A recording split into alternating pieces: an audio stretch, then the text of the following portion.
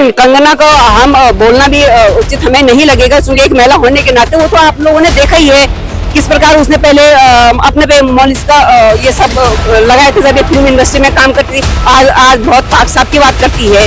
तो अभी जो उसका जो बयान है कि मुझे तो सनातनी बनना है, मुझे तो ये बनना है, वो बनना है। अरे तू जो बनने, लेकिन कम से कम एक महिला होने के नाते तुम संसद में हो, लेकिन वहाँ पे महिलाओं की आवाज उठाओ। हमारी महिलाएं बिल्कुल कुचली जा रही हैं, हमारे नौजवान कुचले जा रहे हैं, किसी के हाथ को काम नहीं है, लेकिन हमें हिंदू बनना है। लेकिन आप फेसबुक उठा करके देखिए आई हैं, तो ये तो महिला विरोधी सरकार है और मनुवादी सरकार है। ये नहीं चाहते हैं कि महिलाएं घर से बाहर निकलें और इनके नजरों में महिलाओं को वो दर्जा। जब इतने सुसाइड हुए हैं तब जाकर के मोदी को ये रिजाइन लेना पड़ा, किससे? धर्मेंद्र प्रधान से। और दूसरे ने क्या किया, संसद में फूल मालाओं से स्वागत किया। तो इनका तो आरोपियों को जो है इनका एक कल्चर है कि आरोप। मैम, किन मांगों को लेकर आज आप लोग जंतर मंतर उतरे हैं? देखिए, हम 1996 से संसद और विधानसभाओं में 33% आरक्षण को लेकर के लड़ाई संघर्षरत हैं।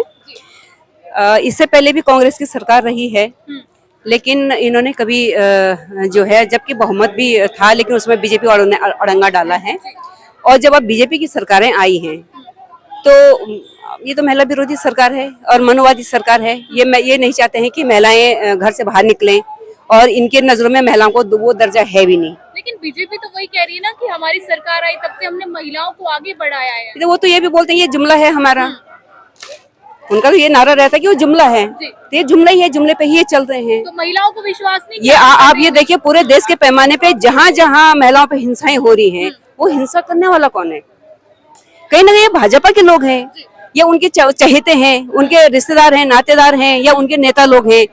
और गुनहगारों को सजा देने के बजाय उन्हें संरक्षण देते हैं, या बलात्कारियों को जो है फूल मालाएं अपना पहनाते हैं। आपने देखा होगा कि जब ये धर्मेंद्र प्रधान का इतना समय से प्रोटेस्ट चल रहा है बच्चों का, पेरेंट्स का भी बराबर की भागीदारी है। मैं खुद आई थी उसमें, क्योंकि मेरा भी बच्चा बेरोजगार है। सवाल मेरा नहीं है, हम तो देश के हित के लिए हम लड़ने वाले लोग हैं।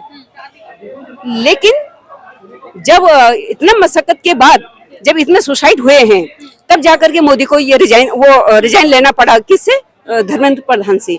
और दूसरे दिन क्या किया, संसद में फूल मालाओं से स्वागत किया। तो इनका तो आरोपियों को जो है इनका एक कल्चर है कि आरोपियों को इनका स्वागत करना, फूल मालाएं पहनना। तो मैम ये कहती है कि देश में मोदी, जनता को देखिए, जनता तो महामूर्ख हो गई है। इन्होंने अफीम की गोली चटा दी है। अभी कल हम आ रहे थे जब ट्रेन से, तो बिल्कुल मोदी भक्त, लेकिन हमने कहा कि क्यों?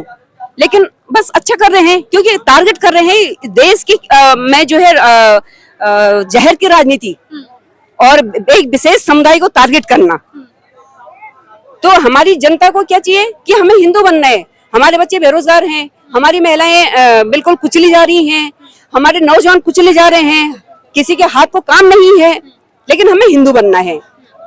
लेकिन आप फेसबुक उठा करके देखिए ना, एक पढ़ा लिखा जो वर्ग है, जो बुद्धिजीवी वर्ग है, वो तो अगेंस्ट है। लेकिन बीजेपी की अभी अब एक सेकंड में एक और इसमें जोड़ना चाहती हूँ। आप देश के पढ़े लिखों को जो है कुचल रहे हैं, वही आप कांवड़िए का क्योंकि धर्मनगरी से हम आते हैं, कांवड़ियों का स्वागत जो है फूल मालाओं से वहाँ का मुख्यमंत्री कर रहा है, और देश के नौजवानों को, विद्यार्थियों को लाठी बरसा रही है, उनके सर फोड़ रहे हैं। धर्म बचेगा तो सब कुछ बचेगा, धर्म आगे तो सब कुछ आगे। वो जहर है, वो जहर फैला रहे हैं समाज में, क्योंकि इनके पास काम करने का कोई एजेंडा नहीं है, कोई मुद्दे नहीं है, तो धर्म के आड़ पे जो है अपनी राजनीति को चमका रहे हैं। लेकिन बीजेपी की सांसद कंगना रनौत नारी शक्ति बनना। देखिए, कंगना को हम बोलना भी उचित हमें नहीं लगेगा, क्योंकि एक महिला होने के नाते वो तो आप लोगों ने देखा ही है किस प्रकार उसने पहले अपने पे मॉलिस का ये सब लगाए थे जब ये फिल्म इंडस्ट्री में काम करती थी। आज बहुत पाक साफ की बात करती है। तो अभी जो उसका जो बयान है कि मुझे तो सनातनी बनना है, मुझे तो ये बनना है, वो बनना है। अरे तू जो बनने, लेकिन कम से कम तुम एक महिला होने के नाते तुम संसद में हो, लेकिन वहाँ पे महिलाओं की आवाज उठाओ। धन्यवाद कर रही है मोदी जी का। हाँ, धन्यवाद कर रही है। शर्मनाक बयान है उसका, ये बहुत ही शर्मनाक बयान है। और हम तो जो 33% आरक्षण की बात कर रहे हैं, हम तो केवल अभी ये लागू करने की बात कर रहे हैं। कल को जब ये लागू हो जाएगा वो तो हम लेकर रहेंगे, आज नहीं तो कल लेकर रहेंगे हम लागू। इनका क्योंकि रावण का भी घमंड टूटा था ना, तो वैसे मोदी का भी घमंड टूटेगा। लेकिन सुने लेकिन अभी हम केवल 33% आरक्षण की हम बात कर रहे हैं। जब 33% आरक्षण लागू हो जाएगा तब हमारी अंदरूनी लड़ाई होगी कि संसद में कौन महिला होगी जो संसद में महिलाओं के हकों की बात करेगी, हम उनके लिए फिर काम करेंगे। जंतर मंतर पे एक तो मुद्दा आ रहा है, उसका ये एनपीएस जो इरेगुलर चल रहा है, मुख्य मुद्दा उसका भी है। एनपीएस है जो सरकार ने लागू किया, पूरी साल परीक्षा होती रहती है, पेपर होते रहते हैं, एडमिशन होते रहते हैं, छात्रों को पढ़ने का समय नहीं मिलता है। ठीक है, ये भी मुद्दा है कि ये हटनी चाहिए। इसके अलावा और बहुत सारे शिक्षकों के ऐसे मुद्दे हैं जिन पर सरकार जो है मतलब बड़े अजीब तरीके से कार्य करती है। और मुख्य मुद्दा हमारा जो ओल्ड पेंशन का भी है कि ओल्ड पेंशन लागू हो। जो हमारे पास एनपीएस है एनपीएस में जो है ना इतनी सारी विसंगतियां बहुत है। ठीक है, और इतने समय से आप लोग लड़ाई लड़ रहे हैं। अरे भाई साहब लड़ाई लड़ रहे हैं 20 साल हो गए।